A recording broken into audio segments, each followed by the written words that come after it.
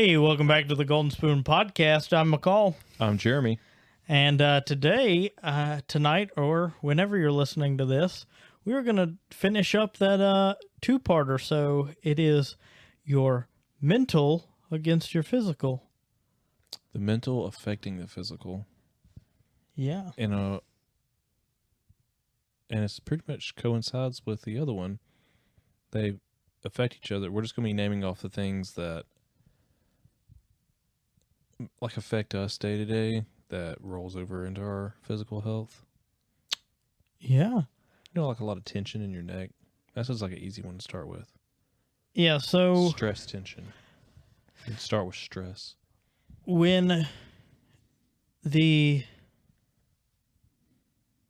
mental starts affecting your physical, it gets really bad. So if you already have physical pains and then you start having, these mental struggles or anything that may cause you mental anguish in your day, it can affect your health. It can affect anything. It can affect how you react with your siblings or parents or even wife and children or husband, whatever you may have, whatever situation you are in. So at least me, when I get stressed, it really just grinds my gears. It hurts my head. I usually get headaches when I...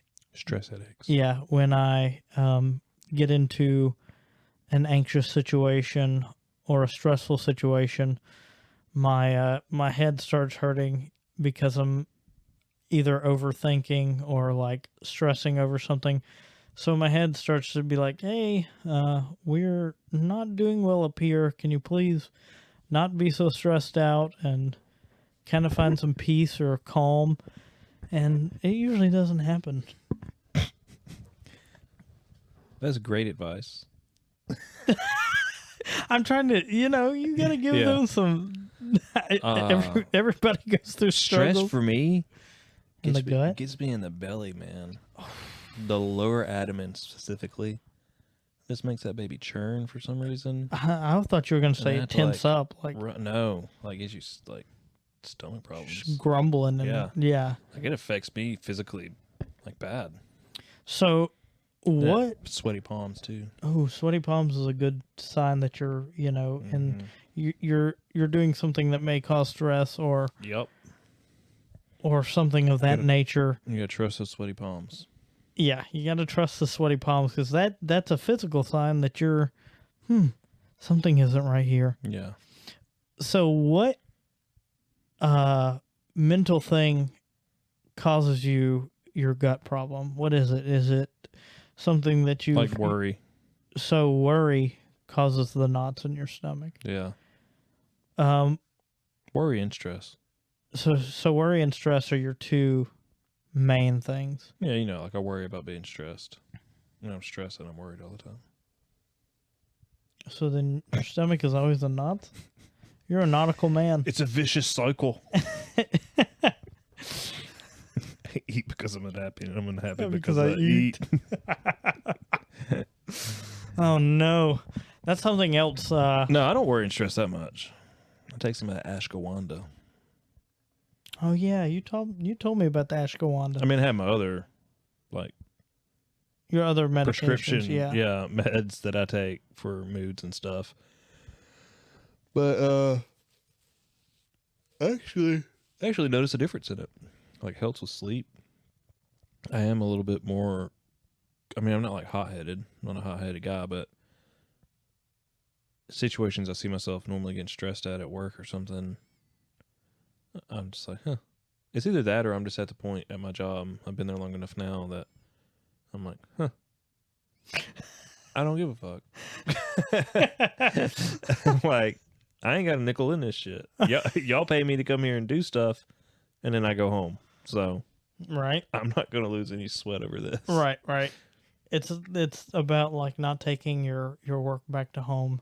Yeah, I know a lot of people... don't get me wrong. You got to have good work ethic and everything. And I would like to think that I do.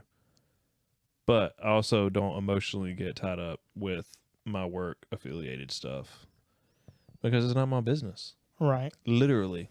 I'm just an employee of the business. I don't have to worry and stress about it. So if they lose $10,000, that's on them. Yeah, they might have to lay off somebody, and then that's on me. But I'll worry that whenever I get there. And that's how I pass my worry on from day to day. That's pretty good. Yep. So then you find yourself not getting as many knots at work. Nope. Do you find that not taking work home, like the stress? Because I know a lot of people take work stress, like the stress that gets put on them from work home, and they talk about, you know, like, oh, work is making me do this, and I'm so stressed. And like, usually when you get home, like you can have that buffer period of worrying about work while you're driving in the car back home or to the grocery store before you go home. But usually I feel like work just needs to be left at the door, or work.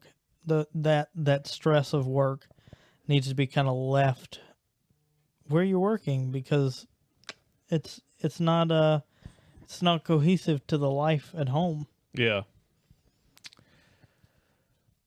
What are some of the other physical symptoms that you get? And I guess what are some of the mental problems? Like you get stress and worry, then there's depression. So usually if I'm depressed, and this is just me, I physically don't want to like get out of bed or do something. So that's like not a physical body part. It's just my whole body not wanting to get out of bed and do things. That's really bad, but that's usually how that happens. Like if I'm really like, usually I get hit with a wave of depression. It's not like constant depression all the time. It's usually like a wave of depression, and then I just don't want to get out of bed, and then like the next day I'm fine. It's usually just like a wave of things that I'm thinking about, and then the next day I'm fine. I'm like, oh, you know, I thought about that last night or yesterday, and I really am just depressed about that. Like, I'll think of things that happened, you know, 2 or 3 years ago, 5 years ago that happened. I'm like, that brings me down a whole lot, and it'll mess with me, and I won't want to get out of bed because I'm like, well, shit, that's gonna happen to me too. I'm gonna die. I don't want. How I like to describe my depression, mine's more like a lake. You say yours is like a wave. Mine's like a giant lake. And when I'm depressed, I'm in the lake drowning slowly. But when I'm medicated and I have my medication, it's like I have a life jacket on. That don't mean I get to come out of the lake. The lake's still there. It don't go away. Never dries up. Sometimes it gets bigger. But as long as I keep my life jacket there, I'm good. But if not, I'll slowly... I mean, you won't immediately drown if you take a life jacket off. But if you sit out there and tread water, try to long enough, you're going to eventually run out of energy and you're going to drown. I really like your analogy. I really just came up with that. As you're sitting there talking about a wave, I was like, well, mine's not really like a wave. It don't ever leave. It's like always there. This medication helps. But you can get out of the lake. Yeah, I can physically, like mentally pull myself out, but the lake's always there. Right. And then you can throw rocks in it and scream at it. Yeah. That's really helpful. Sometimes a fish will appear. So are you telling me you don't like going up to the lake? I do. Okay.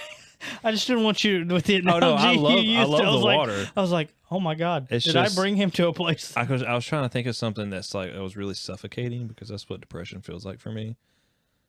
And I was like, what's something like feels like you're surrounded, like you're always trapped? I'm like, a whole bunch of water, like a lake. So what is your depression, since you gave that analogy, what does your depression do to you physically? Are you like the same type of not wanting to do things, get out of bed? how does your how does your physical self change? If it gets bad enough or major enough, because I have major or severe depression, whatever, I just want to stay in. It's like almost having the flu, but not running a fever. Like, you don't want to exist anymore. You wish something could take away, like, your mental pain. And there's, like, doesn't seem like a solution for it, and you just want to lay in bed because you feel like literally that's the only thing that can solve a problem. And then you don't sleep, or you don't eat. And when you do eat, you normally binge because you hadn't ate for so long. And then you can go, like, there are some people that go like a month or two without taking a shower. I've gone as long as a week. And don't brush your teeth for a while. Yeah, that can actually start having some actual physical, like, health problems when you don't take showers and you don't get your sleep. And that's what I was gonna say. You don't brush your teeth regularly. It affects my sleep patterns too. Like, because usually my waves are like if you were, I guess, like on a lake or something like that, some body of water, since I described it as a wave, and like it's calm, but then like a boat drives by too close, and kind of just like hits you with this wake, and smacks you with it, and then once the water calms down, or at least I'm fine, but it's like a boat driving by, very close to you and hitting you with a big wake.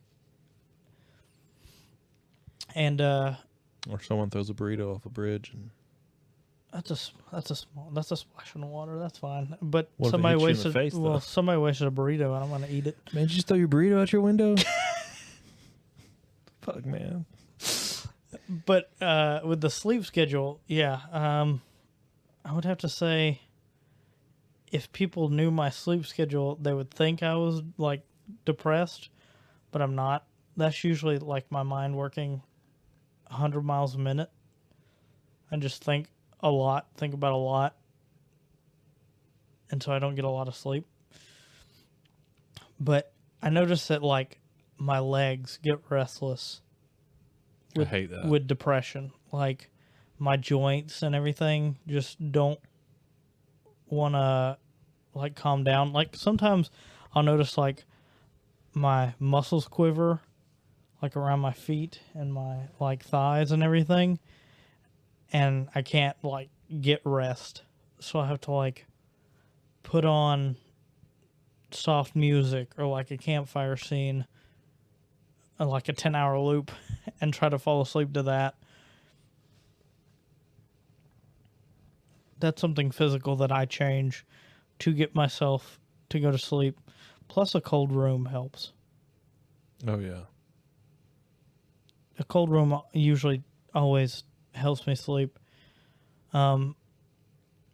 We are, like, in kind of a cold part of the year, so I'm loving it. So my mood is boosted and everything. It's been great like, the last couple of weeks because my house, I hadn't had to turn on the heat or the air or anything, and it's been like at 65.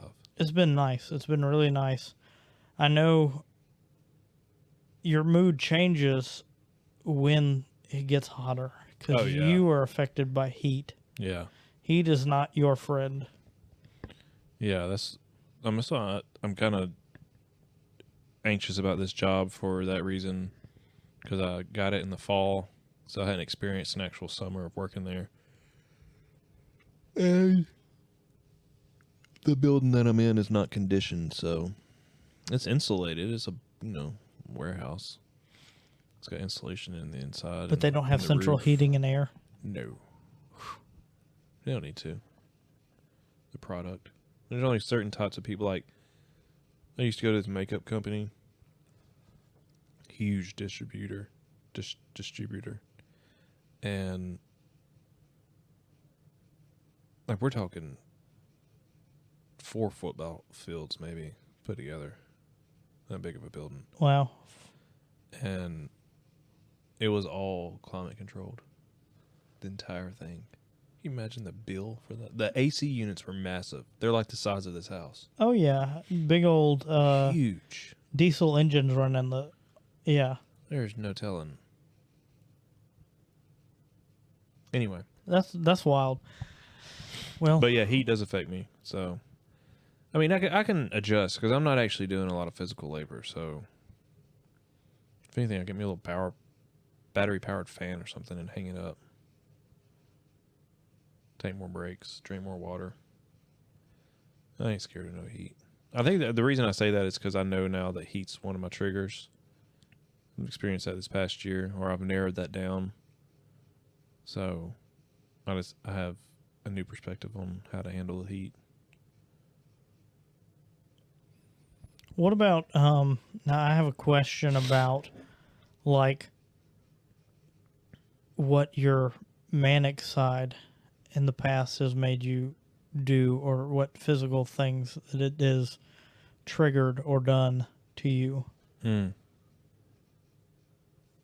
Because we just talked about the lake of your like the depressive side. Oh, yeah, I had to try to figure out a way to describe mania. But as far as like physical symptoms or like physical things, there's nothing like I do to myself. But are you like a physical impulse buyer? Like that's something that like you are physically doing. Like it makes you buy things more or purchase things that you really don't necessarily need, or like go and do something like, I don't know, you go to the park. Yeah. Not that's just an example. I'm not saying. No. I do a lot of, what's the word for it? Something behavior. Erratic behavior, I guess. Impulsive? Yeah, maybe. Yeah, impulsive. I have a lot of impulsive behavior. Make really bad decisions, especially when I'm not medicated. What's bad is it's like mania is, you had that angel and that demon on your shoulders. Right. But when you're manic, you just have two demons. So like there's no rationale for anything. So the rationality of yourself is out the window. Yeah, you're like, do I want to go out and drink? Like I don't need to stay out too late. And then like before you know it, you're driving home at like 3:45 in the morning, knowing that you got to work in like a couple hours. And you're like, shit, why not do that? But it's so easy for like to make a decision that quick. It's not like being irresponsible. It's just we physically feel, or we either like we don't care about the consequence, like we'll just face that fear whenever we get there, or we just physically feel like nothing's gonna happen. It'll be fine. Like we're invincible. So that's where I get in trouble a lot. I've made a lot of bad choices. That's ended me in some bad situations. So I would say that's a lot due to mania. Because depression's more like having problems that can never be fixed. Right. And mania is like fixing everyone's problems, fixing all your problems, including everyone else's. Like, it's like being on drugs almost. That's, you feel like everything is going your way. Like the world is on your shoulders or in your hands, and nothing can stop you.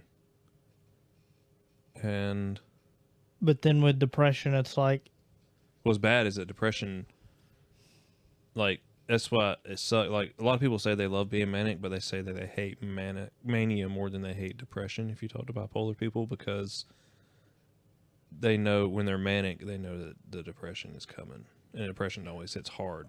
Right. You go up in mania, and then once that mania high is done, it's you're going back down. Yeah, I mean, you go from like a level of depression of, oh, well, I'm, upset with my career choices, blah, blah, blah, this or whatever, and someone's going to a therapist, to like, in 5 minutes, I can contemplate, or I can figure out the reason for my existence and I don't belong here anymore. Like, that's how fat, like, it's bad depression. It's hard to be in that type of depression. You have to, like, you have to want to live.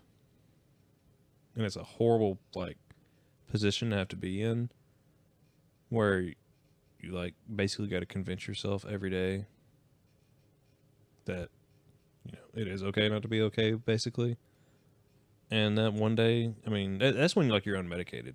I'm talking about those bad times. This is unmedicated bad times. Yeah, when I'm, like, depressed, when I'm medicated, normally it's just more of the fact that I can realize it, I feel it, and, like, I guess it's like normal depression, I guess. I don't know. It's hard to characterize all this stuff when it's all mental. It was easier when we're doing the physical one, but yeah, with the like, mental side, levels of depression. It's really hard to, like, pick out those things that are. Because I'm sure there's somebody with seasonal depression or something, or mild depression, that could still, they could say something, or I can say something, and that we can relate with that one thing. Right. Even though they're just like two different spectrums of depression. Right. It's a mild, it's a medium depression. Yeah. Or seasonal depression. Not a medium, but a seasonal depression.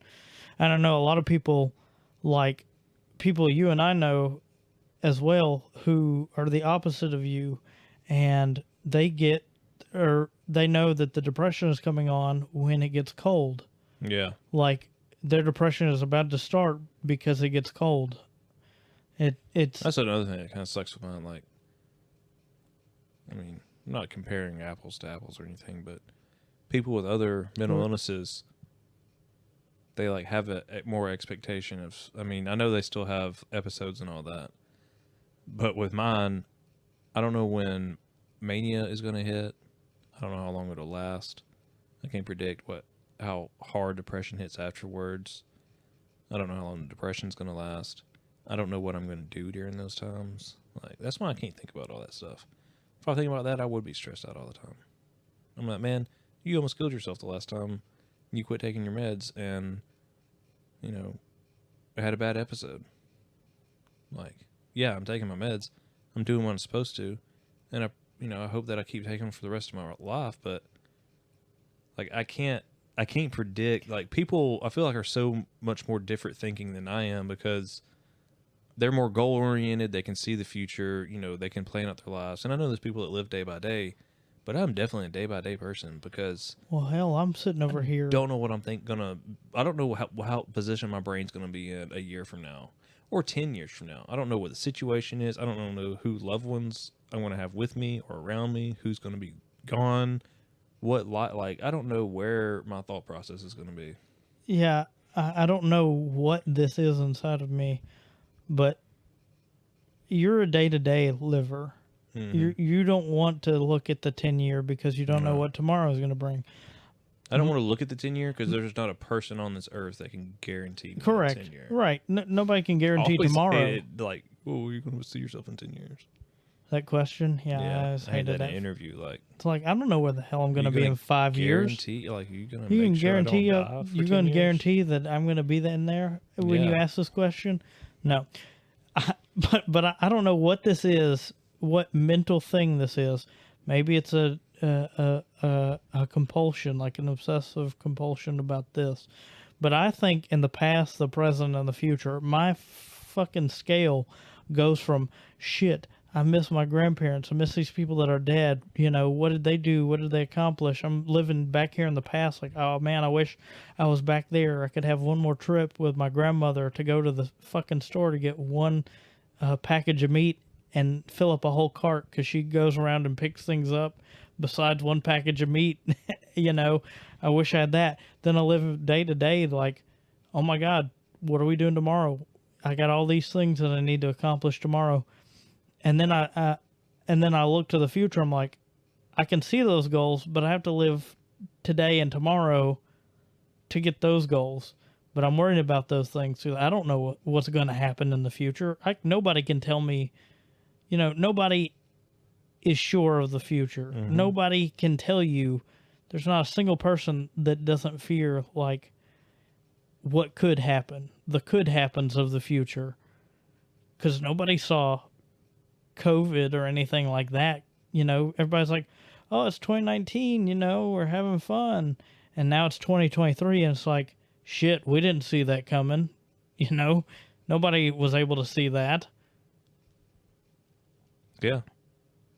Sorry for my little No, you're good. tangent of a freaking. That's why I like my life thinking. Story. Is just, I don't ever have to worry about all that. I don't know. My brain runs real weird.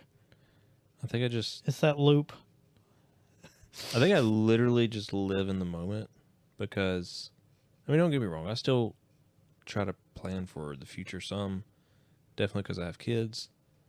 But as far as like mental and motivation wise, like I'm just motivating to make it to the next meal, like, and then motivating myself to wake up. Like I'm not trying to motivate myself to pay off my car or nothing. Like I'm satisfied making my payments, and if someone wants to come and just give me some cash money and pay it off, or like I just magically pay it off one day, like it's just I don't really worry about those things, right?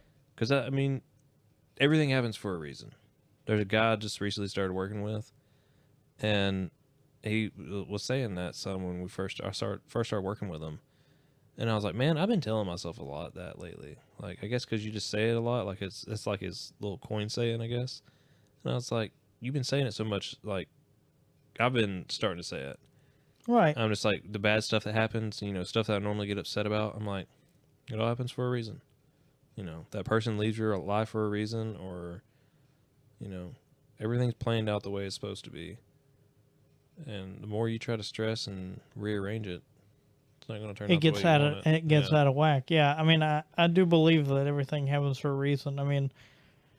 I've said this, even a loss is a win because you can know what you failed at and can do better the next time, even with that fail. Like a fail is a win to me.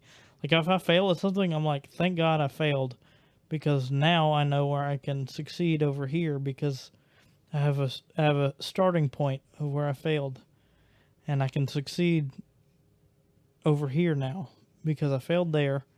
I saw what I did wrong. Let's fix that. If I fail again, let's fix those two problems, and keep on moving. I feel like the only time that would not work, that saying, is like for like a woodworker or something working on a table saw. He cuts off one of his hands, so he failed that task, and he won't be able to really complete that task again because he ain't got a hand. They make prosthetics. Come on now. He won't be able to perform it the same way with his own hand. Yeah, correct. Yes, he will not be able to do that with his own hand again. He didn't gain anything from that first trip. Right. He's lost. You could say that from people who swim with sharks and that have. Hey, now though, wait. Well, she didn't have it, but the girl who got her arm bit off, I think it was a Disney movie. Most of those people are like I love sharks. We need sharks in our ocean. This is off topic as far left as we could go. But, like, we need sharks, yes. And most of those people still respect sharks and swim with sharks afterwards. Like, because they understand that it's a part of our ecosystem. Yeah. Like, but that's a physical thing that might affect, that positively affected their mental outcome. Yeah. Like, because they're like, hey, I was in the shark's environment. I was there in its home doing my thing, surfing, diving with it.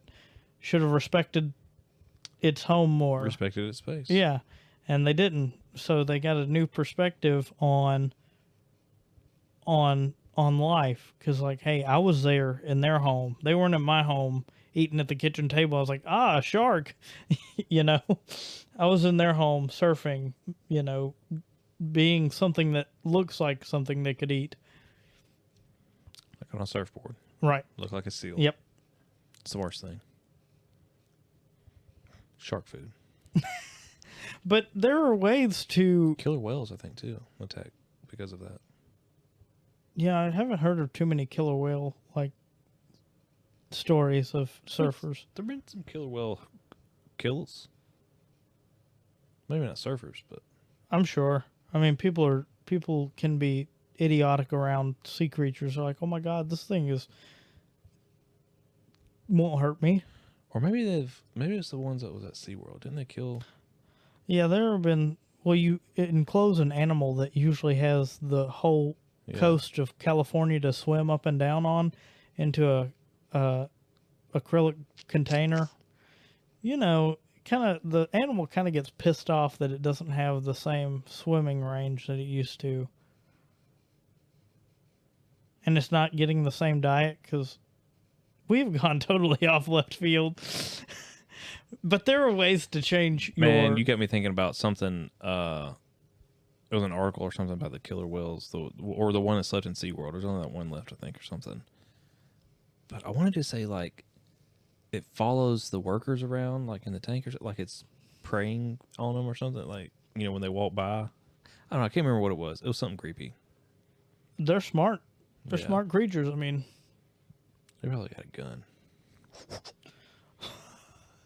I don't know who it was, but I went when I was a kid out to California. Went to SeaWorld. I went to the Orlando one. Wild. I don't remember anything. I remember. I think I was 6 or something. I don't know. 7. You were just there, man. Yeah. I think I remember the Hollywood sign vividly. And I remember going to SeaWorld, but I don't actually, like, you know, got mental snaps of it. Right. You know, sometimes you can relive a memory. You can, like, put yourself back where you were sitting, and, like, it starts playing. I hope you can do it at least. If not, then that's something I could do that other people can't. I'm able to put myself back into a memory, and then like it just starts playing, and like everyone starts moving. I mean, it's not like I hate those moments when it ends. Oh yeah, because I really enjoy living in those moments. Yeah, because that's something that my mind is able to do. Your mind is able to do as well, and so it changes my mood. Yeah, I feel, I don't know, it brings a warmth to me, like a kind of like a hug from a memory. Yeah. Like I'm able to live back in that moment and get that warm feeling that I had when I was there. Especially like, I don't know, relatives that are no longer here. That's usually mine. Usually is with relatives that are no longer here. I get a memory of that place or that time, and it just kind of brings up that flush of emotion. Mine's normally about like really good baked goods, cakes, and I was looking at you like, what? He literally just talked about having it from going to California, and he said, no, mine's usually about baked goods. But yeah, I just remember like the snapshot. I don't remember the video memory, if we want to label it that way. I just remember the picture memory. The picture memory, yeah. That's all I remember. Same thing about Disney World down in Florida. Yeah, you just have snapshots. Don't remember anything. I remember, once again, just the only thing I really remember from there is like a snapshot. And the only snapshot I remember is going into this like mini village of where like Mickey Mouse and stuff lived. So when did you get that snapshot? Was it recent? No, I'm saying like that's the only thing I remember from that trip. Like I got it when I was 8 years old or whatever. Like, but you can remember that snapshot. Yeah, I can always like repicture. Like when someone so says Disney World, how does that affect that. your mind, your body? How does I it? Don't really. Yeah, it doesn't. No. Okay. I don't really care too much for that. I mean, it's just unfortunately that was the only thing I can like vividly remember. So, what are ways that you can help your mental side affect your physical side positively?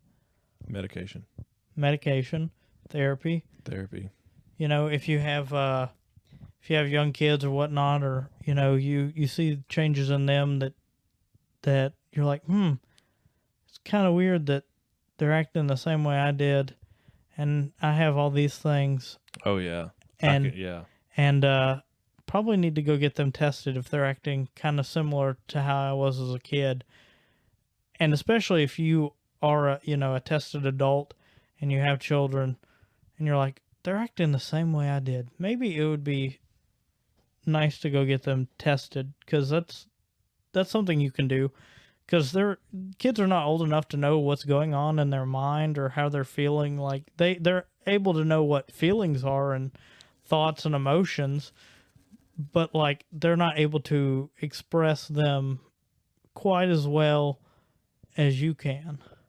I think you can even take them to a pediatrician.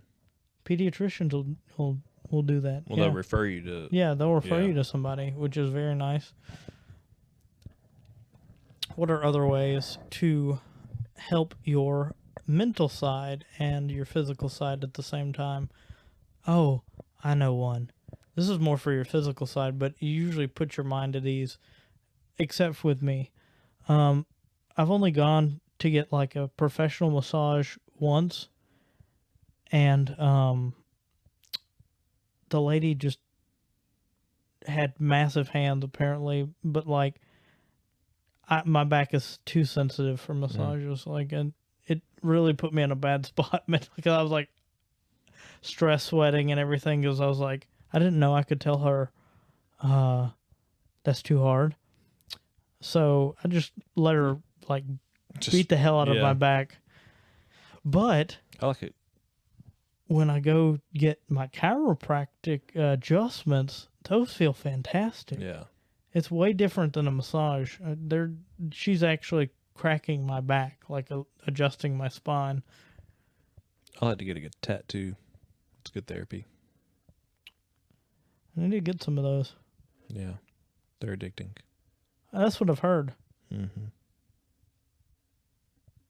What else? Anything else before we no, say la vie? I mean, it's pretty easy to take care of yourself mentally. You just gotta do it. That's where a lot of people fail at. It's saying yes. They know they have problems. They know they need to adjust some areas in their life so they can have some better thinking.